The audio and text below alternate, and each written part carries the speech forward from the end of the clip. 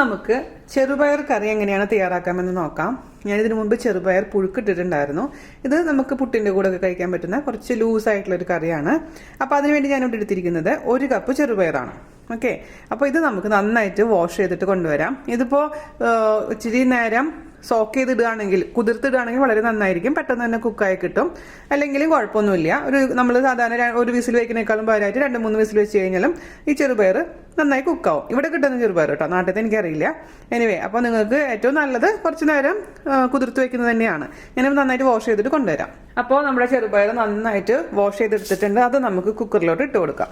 ഇനി ഞാൻ ഇതിലോട്ട് ചേർത്ത് കൊടുക്കാൻ പോകുന്നത് ഒരു 1/2 ടീസ്പൂൺ നല്ല എരിവുള്ള മുളക് പൊടി, അതുപോലെ തന്നെ ഒരല്പം മഞ്ഞൾപ്പൊടി. മഞ്ഞൾപ്പൊടി ഒരുപാട് വേണ്ട, ഒരു പേരിന് വേണ്ടി മാത്രം.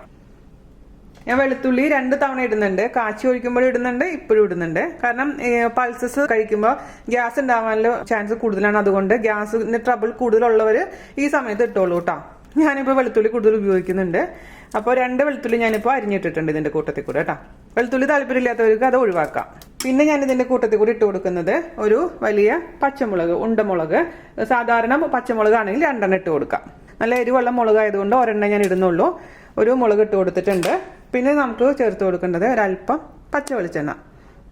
നല്ലൊരു ഫ്ലേവർ നൽകുന്നതാണ് പച്ച വെളിച്ചെണ്ണ. പിന്നെ ആവശ്യത്തിന് ഉപ്പ് നമുക്ക് ഒരുപാട് ആദ്യം ഇടണ്ട, നോക്കിയിട്ട് വേണമെങ്കിൽ എക്സ്ട്രാ പിന്നെ ചേർത്ത് കൊടുക്കാം. ഇതിൻ്റെ കൂട്ടത്തിൽ കൂടെ ആവശ്യത്തിന് വെള്ളം ഒഴിക്കുക. വെള്ളം എന്ന് പറയുന്നത് ഞാനിപ്പോൾ 2.5 ഗ്ലാസ് വെള്ളം ഒഴിച്ച് കൊടുത്തിട്ടുണ്ട്. ഇത് അടച്ച് വെച്ചിട്ട് കുക്ക് ചെയ്തെടുക്കാം. നിങ്ങളുടെ കയ്യിൽ കിട്ടുന്ന പയറിൻ്റെ വേവ് അനുസരിച്ച് എത്ര വിസിലാണെന്ന് തീരുമാനിക്കുക. ഞാനിപ്പോൾ ഒരു 3 വിസിൽ മീഡിയം ഫ്ലെയിമിൽ വെച്ച് നോക്കട്ടെ. കുക്കായിട്ടില്ലെങ്കിൽ നമുക്ക് വീണ്ടും അടച്ചു വെച്ചിട്ട് വേവിക്കാം. അപ്പോൾ വിസിലൊക്കെ വന്ന് അതിനുശേഷം ചൂടാറിയതിന് ശേഷം നമുക്ക് കുക്കർ ഓപ്പൺ ചെയ്ത് നോക്കാം. ചെറുപയർ കുക്കാവുന്ന സമയം കൊണ്ട് ഇതിലേക്കുള്ള അരപ്പ് റെഡിയാക്കണം. അതിനുവേണ്ടി ഞാനിവിടെ എടുത്തിരിക്കുന്നത് 4 ടേബിൾ സ്പൂൺ തേങ്ങ ചെരുകിയത്. അത് ഫ്രഷ് ആയിട്ടുള്ള കോക്കനട്ടാണ്, അതായത് ഫ്രീസറിൽ നിന്ന് എടുത്തിട്ട് തണുപ്പൊക്കെ ആറിയിട്ടുള്ള കോക്കനട്ടാണ്. അത് പ്രത്യേകിച്ച് ശ്രദ്ധിക്കണം. നല്ല തണുപ്പോട് കൂടി നമ്മൾ തേങ്ങ അരച്ച് ചേർക്കണമെങ്കിൽ പിരിഞ്ഞു പോകും. അത് ഒരുപാട് പേർക്ക് പറ്റുന്ന അബദ്ധമാണ്. എത്ര പറഞ്ഞിട്ടും മനസ്സിലാവുന്നില്ല. അപ്പോൾ എപ്പോഴും നമ്മൾ തണുപ്പാറിയതിന് ശേഷം മാത്രം അരച്ചെടുത്തിട്ട് അതിലേക്ക് ചേർത്ത് കൊടുക്കാൻ പാടുള്ളൂ കേട്ടോ. അപ്പോൾ അതിലോട്ട് 4 ടേബിൾ സ്പൂൺ തേങ്ങയിലോട്ട് നമുക്ക് ഒരു 1/2 ടീസ്പൂൺ ജീരകം, ക്യൂമിൻ സീഡ് അല്ലെങ്കിൽ ക്യൂമിൻ പൗഡർ ആണെങ്കിലും ചേർത്ത് കൊടുക്കാം. അതേപോലെ തന്നെ പച്ചമുളക് ആണെങ്കിൽ 2 പച്ചമുളക്, അല്ലെങ്കിൽ ഇതേപോലെയുള്ള ഉണ്ടമുളക് ആണെങ്കിൽ 1. നമുക്ക് ഇതിൽ കൂടുതലും ടേസ്റ്റ് പച്ചമുളകിൻ്റെയാണ് വേണ്ടത്. ഇപ്പോൾ പച്ചമുളക് താല്പര്യമില്ലെങ്കിൽ അതിന് പകരമായിട്ട് മുളക് പൊടി ഉപയോഗിക്കാം. പക്ഷെ ഞാൻ പ്രിഫർ ചെയ്യുന്നത് പച്ചമുളകാണ്. പിന്നെ നമുക്ക് എരി നോക്കിയിട്ട് വീണ്ടും എക്സ്ട്രാ മുളക് വേണമെങ്കിൽ പിന്നെ ചേർത്ത് കൊടുക്കാം. ആദ്യമേ തന്നെ ഒരുപാട് ചേർക്കണ്ട. അതേപോലെ 2 ഏതള് കറിവേപ്പില. ഇതെല്ലാം കൂടി നന്നായിട്ട് മഷി പോലെ അരച്ചിട്ട് കൊണ്ടുവരാം, അല്പം വെള്ളം ചേർത്തിട്ട് കേട്ടോ. അപ്പോൾ നമ്മുടെ പയർ നന്നായി കുക്കായിട്ടുണ്ട് കേട്ടോ. 3 വിസിലാണ് എനിക്ക് വേണ്ടി വന്നത്. ഞാൻ പറഞ്ഞ പോലെ ഓരോ പയറനുസരിച്ചും അതിൽ കുക്കിംഗ് ടൈമിൽ വ്യത്യാസം വരും. അപ്പോൾ എന്തായാലും ഇതുപോലെ നന്നായിട്ട് കുക്കായിട്ടുണ്ടാവണം. തൊട്ട് നോക്കുമ്പോൾ നന്നായിട്ട് കുക്കായിട്ടുണ്ട്. ഇച്ചിരി ഓവർ കുക്കായാലും കുഴപ്പമൊന്നുമില്ല, അതിന് ടെൻഷൻ്റെ ആവശ്യമൊന്നുമില്ല. ഇപ്പോൾ ഇതിൽ ഇത്ര വെള്ളമല്ലേ ഉള്ളൂ. നമ്മൾ കുക്ക് ചെയ്തപ്പോൾ വെള്ളം വറ്റിയിട്ടുണ്ട്. അപ്പോൾ ഇതിലോട്ട് നമുക്ക് കുറച്ചും കൂടെ വെള്ളം ഒഴിച്ചു കൊടുക്കണം. അപ്പോൾ ഇനി നമ്മൾ ഇതിലേക്ക് എപ്പോഴും ചൂടുവെള്ളം ഒഴിക്കാൻ പാടുള്ളൂ, പച്ചവെള്ളം ഒഴിക്കരുത് കേട്ടോ. അപ്പോൾ ഇത് കുറച്ച് വെള്ളം വേണം ഇച്ചിരി, കാരണം ഇത് വറ്റുമ്പോൾ ഇനി ഇതിലേക്ക് തേങ്ങ അരച്ച് ചേർക്കുമ്പോൾ കുറച്ചും കൂടെ തിക്കായിട്ട് മാറും. അപ്പോൾ വെള്ളത്തിൻ്റെ അളവൊക്കെ നിങ്ങളുടെ ഇഷ്ടം പോലെ മാറ്റിക്കോളൂ കേട്ടോ. അപ്പോൾ ഇത്ര ഞാൻ വെള്ളം ഒഴിച്ച് കൊടുത്തിട്ടുണ്ട്, ചൂടുവെള്ളം. ഇത് നന്നായിട്ട് ഇതിലോട്ട് നമുക്ക് ഞാൻ അരച്ച് വെച്ചിരിക്കുന്ന തേങ്ങയുടെ കൂട്ട് ചേർത്ത് കൊടുക്കാം. തേങ്ങ നന്നായിട്ട് അരക്കണേ, നന്നായി മിക്സ് ചെയ്ത് കൊടുക്കുക. നമുക്ക് തീ ഓൺ ചെയ്യാം. മീഡിയം ഫ്ലെയിമിൽ തീ വെച്ചതിന് ശേഷം നന്നായിട്ട് ഇത് തിളപ്പിക്കുക. ആ ഒരു പച്ച ടേസ്റ്റ് ഒന്ന് മാറണം ഈ തേങ്ങയുടെയൊക്കെ. അതിനുശേഷം നമുക്ക് ഇതിലേക്ക് കാച്ചി ഒഴിക്കണം. അപ്പോൾ നമ്മുടെ കറി നന്നായിട്ട് തിളച്ചിട്ടുണ്ട് കേട്ടോ. ആ പച്ചമുളകൊക്കെ ഒന്ന് മാറിയിട്ടുണ്ടെങ്കിൽ ഇതിലോട്ട് നമുക്ക് കാച്ചി ഒഴിക്കണം. അതിന് വേണ്ടിയിട്ട് നമുക്ക് മാറ്റി വയ്ക്കാം. അതിൻ്റെ ടേസ്റ്റ് നോക്കണം, എരിവൊക്കെ നോക്കിയിട്ട് വേണം നമുക്ക് ഇതിലേക്ക് ചേർക്കേണ്ട മുളകിൻ്റെയും മുളക് പൊടിയുടെ അളവ് തീരുമാനിക്കാൻ. ഇത് കാച്ചി ഒഴിക്കാൻ വേണ്ടി ഒരു കടായി അടുപ്പത്ത് വെച്ചിട്ടുണ്ട്. അതിലോട്ട് നമുക്ക് വെളിച്ചെണ്ണ ഒഴിച്ചു കൊടുക്കാം. ഞാൻ നാടൻ റെസിപ്പി ആയതുകൊണ്ട് വെളിച്ചെണ്ണയാണ് ഒഴിക്കുന്നത്. പക്ഷെ നിങ്ങൾക്ക് ഏത് ഓയിൽ വേണമെങ്കിലും ഉപയോഗിക്കാം. ഇത് ചൂടാവട്ടെ.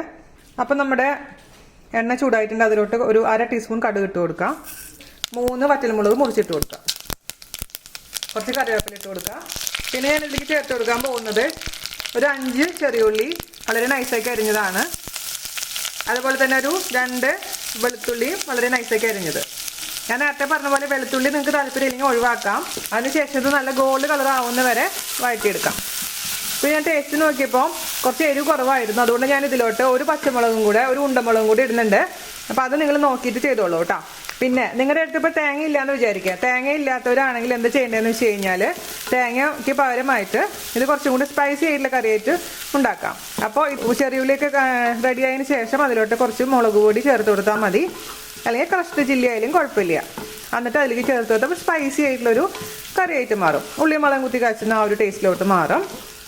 തേങ്ങ അരച്ച കറിയുടെ ടേസ്റ്റ് എന്ന് പറഞ്ഞാൽ കുറച്ചും കൂടി ഡിഫറെൻ്റ് ആയിരിക്കുന്നു മാത്രം. നല്ല ഗോൾഡ് കളർ ആവട്ടെ കേട്ടോ. ആ ചെറിയുള്ളിയും എല്ലാം നന്നായിട്ട് ബ്രൗൺ ആയി വന്നിട്ടുണ്ട്. ഞാൻ ഒരു നുള്ളു മാത്രം ഇതിലേക്ക് മുളക് പൊടി ചേർത്ത് കൊടുക്കുന്നുണ്ട്. അതൊരു നല്ലൊരു കളർ കിട്ടാൻ വേണ്ടി മാത്രം കേട്ടോ. മുളക് പൊടി ഇട്ടില്ലെങ്കിലും കുഴപ്പമൊന്നുമില്ല. ഇത് മിക്സ് ചെയ്യുക. അതിനുശേഷം അതിലോട്ട് നമ്മൾ റെഡിയാക്കി വെച്ചിരിക്കുന്ന ഒഴിച്ചു കൊടുക്കാം. നന്നായിട്ട് മിക്സ് ചെയ്യുക. നല്ലൊരു വാസനയൊക്കെ വരുന്നുണ്ട്. ഒന്ന് തിളക്കട്ടെ. അപ്പോൾ ഈ ഒരു തിക്നെസ്സോട് കൂടി നമ്മൾ ഓഫ് ചെയ്യണം കേട്ടോ. ഒന്ന് തിളയ്ക്കാൻ അനുവദിക്കുക. അതിനുശേഷം നമുക്ക് ഇതിലേക്ക് പച്ചവെളിച്ചെണ്ണയും കറിവേപ്പിലയും കൂടെ ഒഴിച്ച് അടച്ചു വെക്കാം. ടേസ്റ്റ് നോക്കാൻ മറക്കരുത്. ഉപ്പോ എരിവോ ഒക്കെ കുറവ് തോന്നുകയാണെങ്കിൽ അതിനനുസരിച്ച് അഡ്ജസ്റ്റ് ചെയ്യണം കേട്ടോ. അപ്പം ഞാനതിൻ്റെ ഉപ്പ് നോക്കട്ടെ. ഉപ്പ് ഇച്ചിരി കുറവാണ്. എരിവൊക്കെ കറക്റ്റ് ആയിരുന്നു കേട്ടോ. പിന്നെ നമ്മുടെ പൊടിക്കൈ എന്താ, ഒരു നുള്ളു പഞ്ചസാര. അത് ഓപ്ഷനിലാണ് കേട്ടോ. എൻ്റെ സ്ഥിരം പ്രേക്ഷകർക്ക് അറിയാം. അത് ഇട്ടിട്ടില്ലെങ്കിൽ ചേച്ചിയുടെ കറി പൂർണ്ണമാവില്ല എന്നുള്ള കാര്യം. അപ്പോൾ ഇതും കൂടി ഇട്ടിട്ട് മിക്സ് ചെയ്തിട്ടുണ്ട്. ഒന്ന് തിളച്ച് കഴിഞ്ഞാൽ ഞാൻ നേരത്തെ പറഞ്ഞ പോലെ ചെയ്യാം. അപ്പോൾ നന്നായിട്ട് തിളച്ചിട്ടുണ്ട് കേട്ടോ. ഒരു 5 മിനിറ്റോളം ഞാൻ കാച്ചിയതിന് ശേഷം തിളപ്പിച്ചിട്ടുണ്ട്. ഇനി നമ്മൾ ഓഫ് ചെയ്യാം. അതിലോട്ട് കറിവേപ്പില ഇട്ട് കൊടുക്കാം. ഫ്രഷായ കറിവേപ്പില ഇട്ട് കൊടുത്തിട്ടുണ്ട്. അതേപോലെ തന്നെ 1 ടീസ്പൂണോളം പച്ച വെളിച്ചെണ്ണ ഒഴിച്ചു കൊടുക്കാം. നമുക്ക് അടച്ച് വെക്കാം. ഒരു 5 മിനിറ്റ് കഴിഞ്ഞതിന് ശേഷം ഇളക്കി കൊടുക്കുക. ഇതിപ്പോൾ 5 മിനിറ്റ് കഴിഞ്ഞിട്ടുണ്ട്. നന്നായിട്ട് അങ്ങ് മിക്സ് ചെയ്ത് കൊടുക്കുക. സൂപ്പർ ടേസ്റ്റി ആയിട്ടുള്ള നമ്മുടെ ചെറുപയർ കറി റെഡി ആയിട്ടുണ്ട്. നമ്മൾ ചൂട് പുട്ടിൻ്റെ മേലെ കൂടെ ഈ ചൂടുള്ള ചെറുപയർ കറി ഒഴിച്ചിട്ട് അങ്ങ് നമുക്ക് കഴിക്കാം അല്ലേ. ഞാൻ പുട്ടെടുക്കട്ടെ കേട്ടോ. പുട്ടെടുത്തിട്ടുണ്ട്. ചെറിയ പുട്ടാണ് കേട്ടോ. അതിന് മേലെ കൂടെ നമുക്ക് ഒഴിച്ചു കൊടുക്കാമല്ലോ.